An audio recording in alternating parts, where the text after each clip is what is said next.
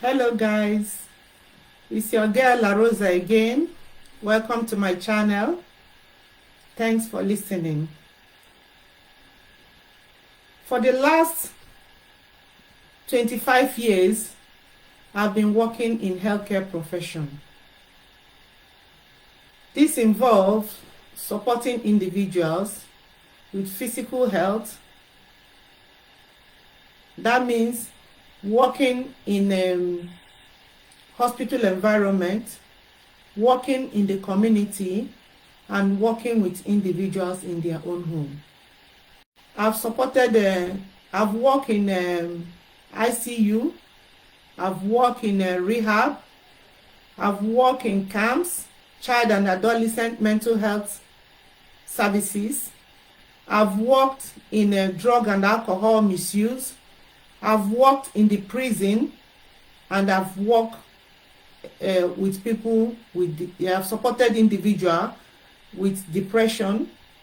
I've also worked with individuals experiencing schizoaffective disorder and eating disorder.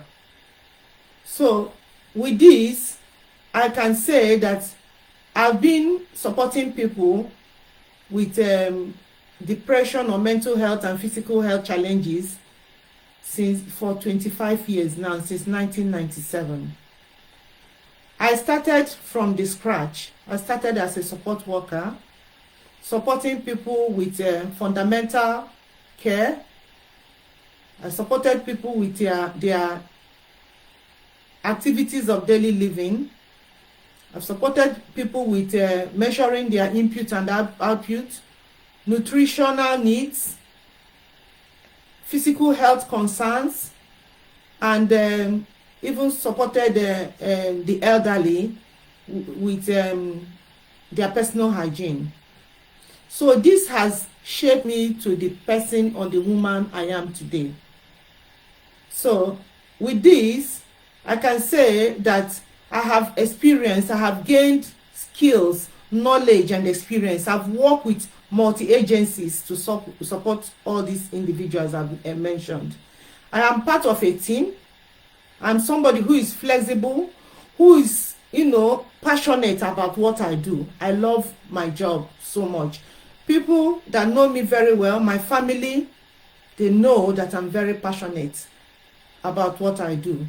I am a professional carer, and I go forward whenever I do my PPD, continuous practice development, and identify any need of study. I enroll myself immediately to be able to support people with quality care that they deserve. So I offer the highest standard of care for individual that I am supporting. So this has made me gain a wide range of experience in drug and alcohol abuse, physical health concern, kidney, heart failure, intensive care units, surgical ward, and all sorts. I also work in the community with multi-agency to support people in the area of their needs, because individuals have their individualized healthcare concern. No two persons are the same. So we work in collaboration with the individual, planning their care with them and achieving their goal, their desired outcome. And in the end, what do I get? Satisfaction that my patients are happy and well cared for. That's my goal, and that's the standard I'm setting. With this, I can say that I've been supporting people with depression or mental health concern for more than 10 years. So this has, I've gained a wide range of experience, and can tell you that some people with mental health concern or depression, their fear is more of fear of stigmatization, what the society feels and the way the society view people with mental health. which is a concern, and I'm here to discuss and to say that it can happen to anybody at any point in our life, that there's no health without mental health. It can happen to anybody. So I want to change people's narrative or people's view about individuals suffering from mental health issues. And I'm encouraging people hearing this, watching me, if they have any loved one or they themselves have been keeping or trying to conceal, I encourage you to come out, seek for support. There are a lot of support out there for people with mental health concern. So with this, I am going to go forward to my last video of yesterday, where we talked about depression. We focused on depression. Depression, like we said, we touched on the definition of depression, how to identify depression, risk associated with untreated depression, and different causes of depression, different causes of vulnerability that can lead to depression.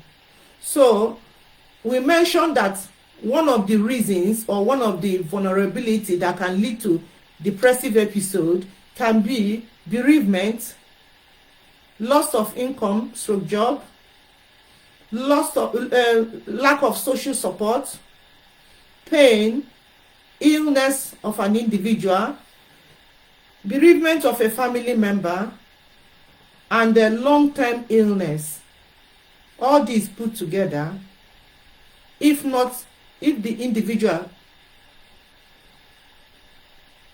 hesitates to come forward to seek for support, it can subsequently lead to cardiac arrest and the person die, which we don't want. So management of depression, there's different ways to manage depression: biological way, psychological way, and social way to support people. Biological way, in the area of medication and medication management, trying out medication, watching out for side effects of medication, and supporting people, maybe change the medication or titrate it until it suits the person, because no two people are the same. Like I said before, what works for A might not work for B. So that's how we work with individual. Monitor when they are on medication, monitor their physical health concern as well, and support them to get better, to their way to recovery. Another way to manage depression is self-management. Self-management can be, if they are working, balancing work and family. Also, balancing relationship, treating the root cause of what led to the depressive episode. So, enrolling ourselves in a physical activities such as a gym, going for walk, brisk walk, fresh air, listening to music. Every individual knows or can identify what works better for them. The next way, another way of managing depression is through psychotherapy. There are other ways. There's CBT therapy out there. There's talking therapy. There's talking with the psychologist, booking sessions to have a word or with the psychologist. Because some people don't want to manage, they use medication as a last resort when every other thing are not working for them. So that's in terms of management. So in saying this, there's this research that proves that cardiac mortality rate is higher in patients suffering from depression. So I want people to be aware of this and know that depression, early intervention and seeking for support, coming out and seek for support is the key to getting better. And that fatality of depression can lead to, when untreated, can lead to suicidal ideation, like concealing ideas to take their own life. and some of them actually putting that idea into practice and end up, killing themselves, which is so sad.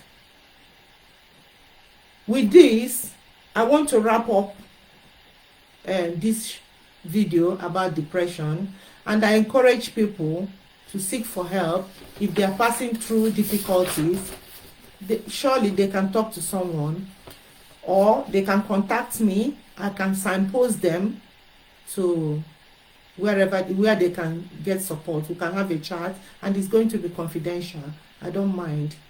Or you can send me an email. My email address is there on my platform. So I encourage people to contact me if they have any need to do so. So that being said, that's it for now. Thank you for listening. Please give me a shout out, like I said, in the comment below, and put a comment below if you have any question. Don't forget to like my channel, to share with your friends, so that as more people that get to see my video will, know that there's support out there for them should they need the support.